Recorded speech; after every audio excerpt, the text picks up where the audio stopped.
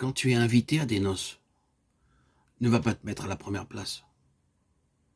Qui s'élève sera abaissé, qui s'abaisse sera élevé.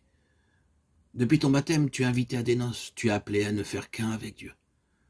Quant à l'attitude que tu dois avoir dans cette salle de noces, regarde bien Jésus-Christ, en qui se réalise la parfaite union de l'humanité et de la divinité, et marche sur ses traces. Lui, le Dieu impassible, éternel, il a pris chair, il s'est abaissé. Il s'est fait le serviteur de tous, et il a été exalté. Son nom est élevé au-dessus de tout nom. Il a pris la dernière place. Il est mort de la mort des esclaves, et il est ressuscité. Il ne fréquentait pas les gens bien, il mangeait avec les pauvres, les pécheurs, il se faisait tout à tous sans rien attendre en retour.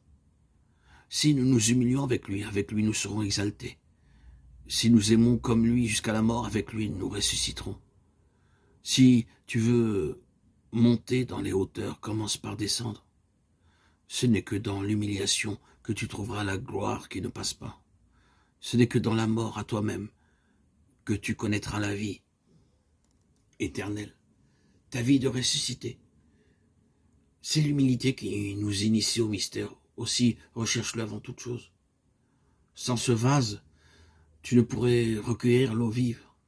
En effet, l'esprit, le vin des noces, ne peut demeurer dans un homme qui n'est pas humble. L'abbé Antoine voyait tous les filets de l'ennemi déployés sur la terre. Et il disait en gémissant, « Qui donc y échappera ?» Il entendit une voix lui répondre, « L'humilité. »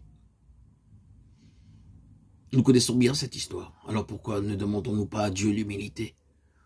Nous demandons sans cesse des choses utiles à notre propre gloire. Si Dieu ne nous aimait pas, il exaucerait nos prières. Demander l'humilité, c'est demander d'être compté pour rien. Là, nous sommes sûrs d'être exaucés avant même d'en avoir formulé la demande, parce que ce rien, c'est la réalité de ce que nous sommes. Nous ne sommes rien, et nous sommes aimés.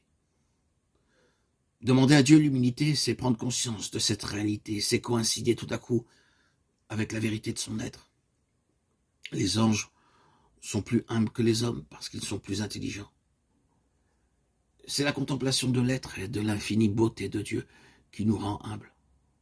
Plus tu t'approches de Dieu, plus tu découvres ton néant.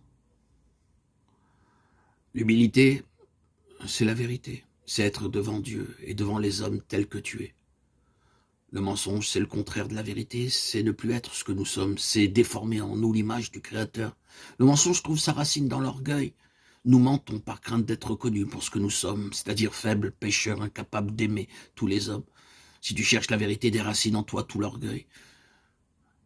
L'humilité est la mère de tous les biens.